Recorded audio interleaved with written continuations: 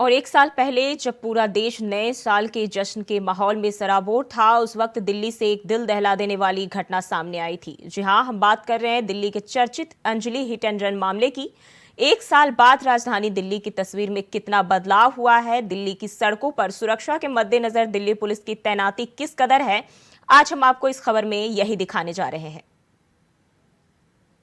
करीब एक साल पहले अंजलि हिट एंड रन मामला जो शायद ही भुलाया जा सके, मामला हर लोगों के जहन में बस गया।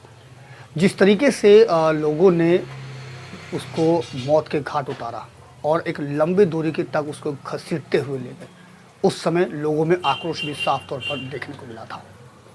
मामले को एक साल हो चुका है, लेकिन इस एक साल के बीच में कितने प्रकरण रहे और क्या परिवार को न्याय मिल पाया, इन्हीं तमाम मुद्दों को लेकर के मेरे साथ मौजूद है अंजलि की माँ, जिनसे हम जानेंगे कि किस तरीके से उनको अभी तक क्या क्या मदद सरकार की तरफ से मिली है और न्याय की जो लड़ाई लड़ रहे हैं वो कहाँ तक इनकी पहुँची है। सबसे पहले तो एक साल का समय, जिस तरीके से जो कांड हुआ कोई नहीं भुला सकता। क्या कहेंगे, एक साल एक बहुत बड़ा समय होता है, न्याय अभी तक मिल पाया या नहीं? अभी तो कुछ न्याय नहीं मिला। उन चारों लोगों की सबसे पहले तो हमने फांसी की ही मांग करी थी। अभी उन लोगों के लिए भी कुछ भी नहीं करा, ना उनको कोई फांसी सुनाई, ना ही कोई सज़ा सुनाई गई। अभी बस वो जेल में भी मस्ती ही से ही अपने टाइम बिता रहे हैं। उनके साथ भी अभी कुछ नहीं हुआ, ना कोई ढंग से उनके कोई मौत के उसमें या कोई कोई वो हुआ मारपीट से या पूछा गया हो या ताछा गया हो, कुछ भी कार्रवाई नहीं करी गई ढंग से उनके साथ। आते हैं अपने जेल में भी, वहाँ कोर्ट में भी आते हैं, खूब मस्ती से आते हैं, खूब मस्ती से चले जाते हैं। उनके साथ भी अभी कोई सख्ता पैस नहीं हुई है। और जो भी हमारे साथ भी वादे करे थे नौकरी के भी सरकार ने, और बच्चों की एजुकेशन के लिए भी वादे करे थे, कुछ भी वादे पूरे नहीं करे गए। और मेरी दवाई गोली के लिए भी बोला था, वो भी कुछ भी पूरा नहीं करा गया। मैं इस टाइम पे अपने बच्चों की एजुकेशन के लिए सबसे पहले मांग करती हूँ, या तो मेरे बच्चों को, छोटे छोटे बच्चे हैं मेरे दो, उनको या तो कहीं पढ़ाने के लिए अच्छे हॉस्टल में भेजा जाए। और मेरी दवाई गोली की मांग की भी बोला था मनीष सिसोदिया ने, नौकरी की भी बोला था। अभी कुछ भी मांगे पूरी नहीं हुई हैं हमारी। अच्छा, अगर मैं बात करूं, जैसा कि आपने कहा कि सरकार की तरफ से कोई मदद नहीं मिली, सरकार ने सहायता राशि दी और जो नौकरी की बात जो कही थी, मतलब सहायता राशि तो दी गई है, उसके अलावा और क्या क्या चीज़ें मिल पाई है सरकार की तरफ से?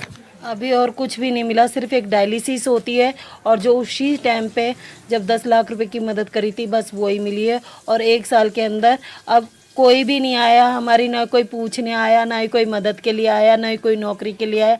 मैं 5-6 बार मुकेश अलावत के पास चली गई हूँ काम के चक्कर में कि या तो मेरी कोई नौकरी लगवा दो या मेरे बच्चों का कहीं एडमिशन सही से करा दो। ना मुकेश अलावत जी भी कोई जवाब देते हैं, हाँ जी करके रह जाते हैं। मैं कितनी बार चली गई हूँ, वहाँ से भी कोई जवाब नहीं आगे बढ़ता। अच्छा, अगर मैं कहूं, क्योंकि जिस तरीके से पूरा परिजन और आसपास के लोगों ने भी इस मामले को लेकर के प्रमुखता से उठाया, प्रदर्शन के सड़क पर उतरे, जिसके बाद कहीं ना कहीं कहा जाता है गृह मंत्रालय ने खुद इसमें इंटरफेयर किया और 302 की जो धारा, जो हत्या की जो धारा है वो जोड़ी गई। तो कितना खुश हैं उस चीज़ों से, और वो कानूनी लड़ाई अभी तक कहाँ पहुँची है?